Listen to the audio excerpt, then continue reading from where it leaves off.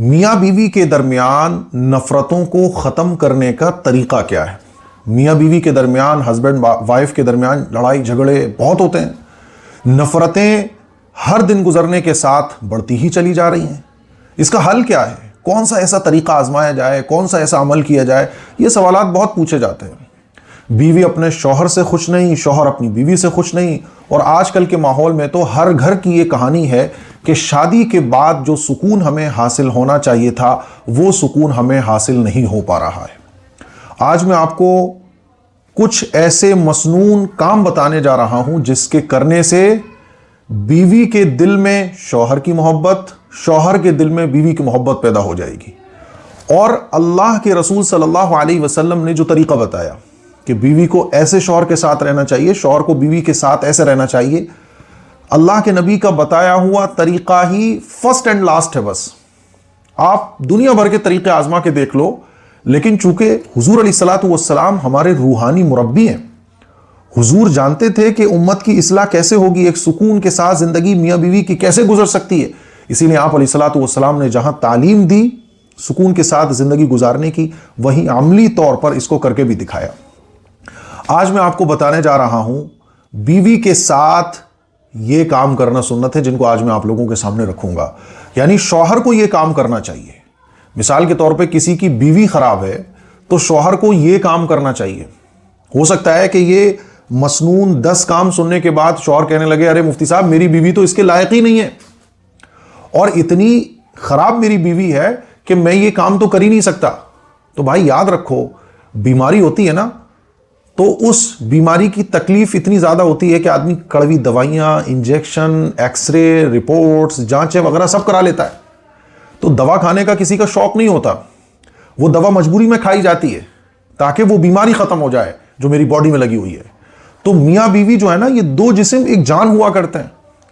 अगर बीवी के बारे में आपके दिल में नफरत बढ़ती चली जा रही है, बीवी खराब है, आपको लगता है बीवी बहुत खतरनाक है, बहुत बेकार है, सुकून इसने खराब करके रख दिया है, पूरे घर को जहन्नम बना दिया है, तो आपका दिल चाहे ना चाहे आपको मजबूर में ये काम करना पड़े, लेकिन ये मसनून काम जो रसूलुल्लाह सल्लल्लाहु अलैहि वसल्लम की लाइफ से हमें मिलते हैं, इनको करके ही हम अपनी जिंदगी को सुकून वाला बना सकते हैं। तो आज तो मैं ये 10 काम बताने जा रहा हूं शौहरों के लिए, यानी शौहर हजरात को, मर्द हजरात को, अगर उनकी बीवी खराब है तो ये 10 काम करना चाहिए। इंशाअल्लाह इन मसनून कामों की बरकत से आपका घर जन्नत का बाग बन जाएगा। धीरे धीरे बनेगा, ठीक है, लेकिन बन जाएगा इंशाअल्लाह। और कल की वीडियो में मैं बताऊंगा कि अगर किसी का शौहर खराब है तो बीवी को क्या करना चाहिए। और जो मैं काम बताऊंगा हो सकता है बीवियों को अच्छे न लगे कि अरे हमारा शौहर तो इतना खराब है, वो इसके काबिल ही नहीं है। तो मैंने शुरू में ही कह दिया कि जैसे हम दवा खाते हैं, दवा खाने का दिल किसी का नहीं करता, लेकिन उस बीमारी को ख़त्म करने के लिए हम दवा खाते हैं। अल्लाह के नबी सल्लल्लाहु अलैहि वसल्लम ने जो तरीक़े बताए हैं, ये हमारे रिश्तों को सुधारने की दवा है, हमारे बीच की नफ़रतों को ख़त्म करने के लिए तरीक़ा है। जो हमारी रूहानी बीमारियां हैं, घर घर में फूट, घर में लड़ाई झगड़े, घर घर में नाइत्तेफाकियाँ, नाचाकियाँ, दिल टूटे हुए हैं, दिल एक दूसरे से दुखे हुए हैं, नफ़रतें बढ़ती चली जा रही हैं, तो उसका हल है, ये उसका इलाज है। तो आइए जानते हैं कि शौहरों को अपनी ख़राब बीवियों को सुधारने के लिए क्या करना चाहिए। पहला काम, बीवी को सलाम करना। सलाम करने की आदत बना लीजिए। मैंने एक वाक़या बहुत पहले सुनाया था कि सलाम की बरकत से मियाँ बीवी के दरमियान तलाक होने से बच गई थी। 2 मियाँ बीवी थे, उन दोनों के दरमियान, मियाँ बीवी के दरमियान इतनी नफ़रतें बढ़ गई कि दोनों ने तलाक लेने का फैसला कर लिया। और ये दोनों जिनसे बैत थे, जिन बुजुर्ग से उनके पास गए, कहने लगे कि हज़रत हम दोनों अब साथ नहीं रह सकते, नफ़रतें बहुत हो गई, अब हम डिवोर्स लेना चाहते हैं। तो बुजुर्ग ने कहा कि अच्छा ठीक है, लेकिन 40 दिन एक अमल कर लो, बस 40 दिन डिवोर्स मत लो, 40 दिन के बाद डिवोर्स ले लेना। कि क्या अमल करना है कि रहना तुम लोगों को घर में अलग अलग ही है, अलग अलग कमरों में, एक दूसरे से बात नहीं करनी, कुछ नहीं करना, लेकिन बस जब सामने हो जाए तो सलाम करना है बस। ये दोनों ठीक है, इतनी सी बात है। 40 दिन के बाद आते हैं। सलाम करने की बरकत से इनके दिलों की नफरतें खत्म हो गई। 40 दिन के बाद ये वापस ही नहीं आए हजरत के पास। हजरत ने बुला के लाओ इन दोनों को। कहाँ है ये दोनों आए तो हजरत ने कहा कि भाई क्या हुआ, हमारा तो वादा आपसे ये था कि 40 दिन के बाद आप लोगों की डिवोर्स होनी है, क्या हुआ? कि हजरत अब तो हम दोनों एक दूसरे से जुदा ही नहीं हो सकते, अलग ही नहीं हो सकते, डिवोर्स तो बहुत दूर की बात रही। तो हजरत ने बताया कि ये उस सलाम की बरकत है। अल्लाह के नबी सल्लल्लाहु अलैहि वसल्लम जहां बाहर वालों से सलाम फरमाते थे, अपनी बीवी से भी हुजूर अलैहिस्सलातु वस्सलाम सलाम किया करते थे। आप अलैहिस्सलातु वस्सलाम जब अपनी बीवियों के पास जाते तो सलाम करते, अस्सलामु अलैकुम, अस्सलामु अलैकुम। तो ठीक है, आपका दिल नहीं चाहेगा, आप बोलोगे यार मुफ्ती साहब मुझे तो उसकी शक्ल खराब लगती है, मुझे नहीं मन करता उससे बात करने का। लेकिन वही दवा खाने का किसका मन करता है, इंजेक्शन लगवाने का किसका मन करता है? ये दवा है, ये इलाज है उसका। आपको सलाम करना है अपनी बीवी से। पहली चीज जिस पे अमल करना शुरू कर देना ऐसे ही कि बीवी को सलाम करना है। मैं आपको गारंटी से बता रहा हूं कि आपकी बीवी ठीक हो जाएगी। दूसरा काम, बीवी का प्यार का नाम रखना। ठीक है, बहुत मुश्किल लगेगा आपको कि मेरा तो बात करने का मन नहीं करता, आप प्यार का नाम रखवा रहे हो, लेकिन यही दवा है, यही हल है, यही इसका हल है कि आप घरों से नफरतों को, मियां बीवी के दरमियान जो नफरतें हैं उसको खत्म करने का यही हल है जो अल्लाह के नबी ने बता दिया। दिल पे पत्थर रख के ये अमल करना शुरू कर दो आज से, क्योंकि ये वीडियो स्पेशली उन हस्बैंड्स के लिए है, उन शौहरों के लिए है जो अपनी बीवियों से परेशान हो चुके हैं कि घर तो हमारा जहन्नम है, घर जाने का दिल ही नहीं करता। अमल कर लो, पत्थर दिल पे पत्थर रख के। बीवी का प्यार का नाम रखना ये सुन्नत है। अल्लाह के नबी सल्लल्लाहु अलैहि वसल्लम हजरत आयशा सिद्दीक़ा रज़ी अल्लाह तआला अन्हा से कहा करते थे आयश, और अम्मा आयशा से बाज़ दफ़ा हुजूर फरमाया करते थे हुमैरा। तो हम अपनी बीवी को जान, जानू, डार्लिंग, है ना, और गोरी, और भी जो प्यार के नाम है ना, वो बोल सकते हैं। तो अपनी बीवी का कोई ऐसा प्यार का नाम रखो जो बीवी को पसंद आए। जैसे किसी का नाम फातिमा है तो फातिम कह सकते हैं, किसी का नाम कुछ और है तो उसको शॉर्ट करके, यानी ऐसा नाम जो आप जब बीवी को बोलो उस नाम से तो उसे अच्छा लगे। तो दूसरी सुन्नत ये है। आप सोच रहे हो यार ये तो बहुत मुश्किल काम है, तो भाई जितनी बड़ी बीमारी होती है उतना मुश्किल उसका इलाज भी होता है। ठीक है, हाँ, बीमारी अगर लाइलाज हो जाए कि उसका इलाज ही ना हो, लेकिन नफरतों का इलाज बहरहाल है। अब वो अलग बात है कि इस इलाज से भी अगर फायदा ना हो तो फिर वो एक अलग चीज है, लेकिन 99.9% इलाज होगा। क्योंकि सहाबा इकराम के ज़माने में अगर आप देखें तो सहाबा इकराम इसी अमल को किया करते थे, तो उनकी बीवी के दरमियान इत्तेफाक ना इत्तेफाकियाँ पैदा ही नहीं होती थी, नफरतें होती नहीं थी, इल्ला माशाल्लाह इक्का दुक्का वाक़यात। नंबर 3, रहने का मुनासिब इंतज़ाम। जब आपने किसी को बीवी बना लिया तो उसके रहने का मुकम्मल इंतज़ाम हो। यानी ऐसा ना हो कि मिक्स फैमिली है, अम्मी अब्बू भी आपके साथ रह रहे हैं, लेकिन बीवी का कोई अलग रहने का इंतज़ाम नहीं है, यानी वही एक ही कमरा है, उसी में सब रहते आ रहे हैं। तो ऐसा नहीं होना चाहिए। बीवी का चाहे एक छोटा सा कमरा हो, लेकिन एक रहने का इंतजाम आप उसको ऐसा दो जिसमें सिर्फ उसकी हुकूमत हो, किसी और की उसमें दखल अंदाजी ना हो, किसी और का उसमें इंटरफेयर ना हो। चाहे वो किचन हो, बाथरूम हो, चाहे उसका रूम हो, कम से कम रूम जिसमें वो अपनी चीज़ों को अलग रख सके, ये बहुत ज़रूरी है। अक्सर घरों में झगड़े इसी बात के हैं कि शादी के बाद सास इंटरफेयर कर रही है रूम में, अलमारी में सास का इंटरफेयर है और ससुराल वालों का इंटरफेयर है, शौहर कोई तवज्जो नहीं दे रहा है। तो तीसरा काम आपको करना है रहने का मुनासिब इंतजाम। चौथा काम जो शौहरों को करना चाहिए वो ये कि बीवी के लिए मुनासिब खर्च आप महीने में, 1.5 महीने में, 15 दिन में कुछ ना कुछ अमाउंट बीवी को खर्च करने को दो कि जाने मन ये तुम्हारे लिए है, मेरी जान ये तुम्हारे लिए, ऐसे ही मोहब्बत के साथ। ठीक है, वो आपको नहीं पसंद आ रहा होगा, लेकिन ये इलाज है, यही इलाज है बस, कि ये तुम्हारे लिए है, मेरी जान ये तुम्हारे लिए है, इतने रुपए जो चाहो वो करो, ये तुम इसका खर्च करो, अपने कपड़े लेके आओ। तो उसके लिए मुनासिब खर्च, या खर्चा आपने दे दिया, कपड़े भी लाके दे दिए, कभी कभी कुछ और लाके दे दिया, तो गिफ्ट भी कह सकते हैं आप इसको, और मुनासिब खर्च आप बीवी को दो अपनी हैसियत के मुताबिक, हैसियत से बढ़कर भी नहीं और हैसियत से कम भी नहीं। 5वां जो मसनून अमल है वो है मोहब्बत का इजहार। अच्छा, बीवी के लिए मुनासिब खर्च, आप अलैहिस्सलातु वस्सलाम अपनी बीवियों को मुनासिब खर्च दिया करते थे, उनके खर्चे का इंतजाम फरमाया करते थे। 5वीं जो सुन्नत है वो है मोहब्बत का इजहार। मोहब्बत का इजहार होना चाहिए। आप अलैहिस्सलातु वस्सलाम अपनी बीवियों से मोहब्बत का इजहार फरमाते थे।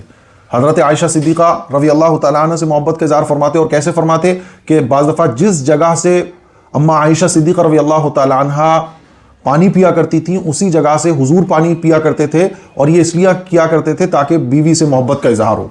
तो बीवी से मोहब्बत का इजहार ये बहुत होना चाहिए। आप ठीक है, आपकी बीवी जैसी भी है, नहीं आपको पसंद है, लेकिन अब उसी के साथ रहना है तो मोहब्बत का इजहार कीजिए। मोहब्बत का इजहार ये नफरतों को खत्म करता है। ठीक है, छठा अमल है अच्छा बर्ताव।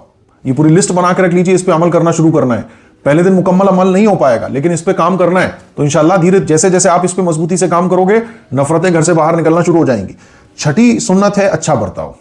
कुरान मजीद में अल्लाह ताला ने इसका हुक्म दिया, वआशिरूहुन्ना बिल मारूफ, कि अपनी बीवियों के साथ अच्छा सुलूक करो, अच्छा मामला करो।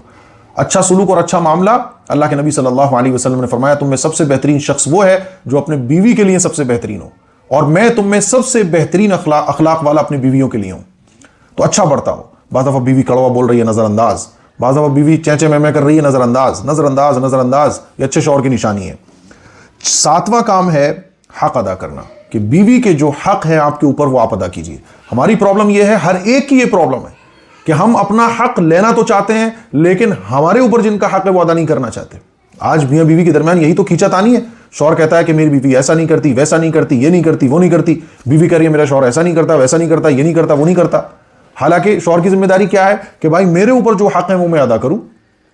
तो हर शख्स अगर ये देखे कि मेरी जिम्मेदारी क्या है, मैं अगर बीवी के हक अदा कर रहा हूं तो इस वजह से अदा नहीं कर रहा कि बदले में वो मेरे हक अदा, वो अदा करेगी वो जाने, मैं अपने हक अदा करूंगा, क्योंकि मुझे अल्लाह के यहां सवाल का जवाब देना है। अल्लाह मुझसे पूछेगा तू शौहर था, शौहर होने के तूने हक अदा किए? तो शौहर अपने हक अदा सिर्फ इसलिए करे क्योंकि उसको अल्लाह के यहां जवाब देना है। अल्लाह का खौफ ये बहुत जरूरी है। भाई मेरे ऊपर जो जिम्मेदारी है वही तो मैं अदा करूंगा। दुनिया दारुल इम्तिहान है। आप कुंवारे हो तब भी इम्तिहान में चल रहे हो, शादी हो गई तब भी इम्तिहान में चल रहे हो। तो आप अगर शौहर हो तो आपको यह देखना पड़ेगा कि आप शौहर होने के हक अदा कर रहे हो। इससे डजंट मैटर, इससे कोई मतलब नहीं। नजरअंदाज कर दीजिए उन चीजों को कि बीवी आपके हक अदा कर रही है कि नहीं कर रही है। समझ रहे हो? आप ये देखो कि आपके ऊपर जो हक है वो अदा होना चाहिए। बस सामने वाला धीरे धीरे खुद आपके हक अदा करना शुरू कर देगा। अपनी फिक्र करो बस। समझ रहे हो? शरीयत ने यही हुक्म दिया है। अल्लाह के नबी सल्लल्लाहु अलैहि वसल्लम बीवियों के हक अदा फरमाते थे। एक दिन यहां तक कि चीजों को भी हुजूर जब बांटते थे तो इंसाफ के साथ। समझ रहे बात को? तो हक अदा करना। आठवां जो मसनून अमल है नफरतों को ख़त्म करने का और मोहब्बत बढ़ाने का, कि घर के काम काज में शौहर बीवियों का हाथ बटाएं। अल्लाह के नबी सल्लल्लाहु अलैहि वसल्लम के बारे में अम्मा आयशा सिद्दीक़ा रज़ी अल्लाह तआला अन्हा फरमाती हैं कि जब हुजूर घर में हुआ करते थे तो घर के कामकाज भी छोटे मोटे कर दिया करते थे। घर के कामकाज में हाथ बटा दिया करते थे। जब नमाज का वक्त होता तो नमाज पढ़ने चले जाते थे। आजकल तो अगर शौहर बीवी के काम काज में हाथ बटाए तो वो जोरू का गुलाम समझा जाता है। बीवी का गुलाम, देखो बीवी का गुलाम बन गया है। तो घर में रहते हुए बीवी का हाथ बटाओ। बीवी आपके दरमियान कितनी नफरतें चल रही हैं। अभी आप गए घर में, कहने लगे लाओ बीवी आज मैं तुम्हारे साथ तुम्हारे घर के कामों में हाथ बटाता हूँ। पानी भर के दे दिया आपने, ये कर दिया, कोई सामान उठा के दे दिया। पानी पीने का मन हो रहा था, बीवी को आलस आ रहा था, आपने कहा कि कोई बात नहीं आप बैठो मैं पानी लेकर आता हूँ, कोई बात नहीं आज आप चाय बनाओ मैं चाय बनाता हूँ। बीवी कहेगी क्या हो गया भाई इसको, इसकी खोपड़ी में अचानक क्या हो गया, या अचानक से मोहब्बत का इजहार कैसे कर रहा है, कोई प्लानिंग तो नहीं कर रहा है। नफरतें ऑटोमेटिकली आपके घर से गेट आउट हो जाएंगी। समझ रहे हो मेरे भाई? तो घर के कामकाज में हाथ बटाना। और घर के आजकल तो शौहर ये समझते हैं कि ऑर्डर चलाना, जाओ खाना लेके आओ, मसाला कम है वो लेके आओ, ठंडा है गर्म करके लाओ, और इसमें ये हो गया उड़ा के फेंक दिया। ज़्यादा गुस्से वाला होता है। बीवी बेचारी सहमी हुई है। हालांकि ऐसा बहुत कम होता है, आजकल तो बीवियाँ चढ़कर रह रही हैं। लेकिन घर के कामकाज में हाथ बटाना ये अल्लाह के नबी की सुन्नत है। और ये जो 10 चीज़ें हैं नफ़रतों को ख़त्म करने की, उनमें से 8वीं चीज़ है नवा है खुश तबई। खुश तबई कहते हैं कि मुस्कुराते हुए, यानी आप चिड़चिड़ापन ख़त्म, गुस्सा ख़त्म, नज़रअंदाज। आप जब घर में आ रहे हैं तो मुस्कुराते हुए। अल्लाह के नबी सल्लल्लाहु अलैहि वसल्लम के बारे में आता है कि हुजूर अलैहिस्सलातु वस्सलाम जब घर में दाखिल होते तो मुस्कुराते हुए। और आजकल हम लोग घर में आते थे एकदम गुस्से में लाल पीले हुए। घर में आके हम बात नहीं करेंगे, घर में आके हम मुस्कुराएंगे नहीं, बाहर खूब खिलखिला के हंस रहे होंगे। तो दिल करे ना करे, बीवी खराब है, आपको ये करना है कि खुश तबई, मुस्कुराते हुए बीवी से जी क्या हाल है, सब खैरियत है, अरे मैं तो आपसे बहुत मोहब्बत। दिल नहीं चाह रहा है तब भी ये करो आप, यही हल है। खुश तबई यानी मुस्कुराते हुए एकदम खुशी के साथ घर में दाखिल होना। 10वां काम है इबादत के लिए बीवी को प्यार मोहब्बत से समझाना। आप अपनी बीवी को, आप अपने घर वालों को, है ना, इबादत के लिए जगाओ। अल्लाह के नबी सल्लल्लाहु अलैहि वसल्लम तहज्जुद के वक्त उठते थे और अपने घर वालों को भी जगाया करते थे। तो अपनी बीवी को आप इबादत के लिए भी तरगीब दो कि भाई आज फजर की नमाज पढ़ लो, चलो आज जुमे की नमाज पढ़ लो, है ना, मोहब्बत के साथ। उसमें टॉन्ट नहीं होना चाहिए, उसमें तंज नहीं होना चाहिए, है ना। इबादत के लिए आप अपनी बीवी को जागरूक करो, अवेयर करो। इबादत के लिए अपनी बीवी को मोटिवेट करो। आजकल तो शौहर जो है ना, बीवी अगर हिजाब पहनती हो तो कहते हैं मेरे साथ जाएगी बाहर तो हिजाब उतार के जाएगी। कहाँ से नफरतें पैदा होंगी?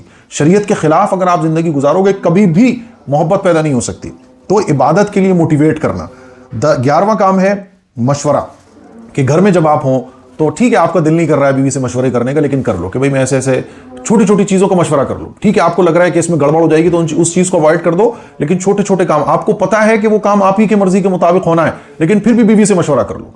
तो मशवरा, अल्लाह के नबी सल्लल्लाहु अलैहि वसल्लम अपनी अज़वाज मुताहरात से अपनी बीवियों से मशवरा फरमाया करते थे। तो घर के कामों में छोटी मोटी जो चीज़ें होती हैं मशवरा कर लो।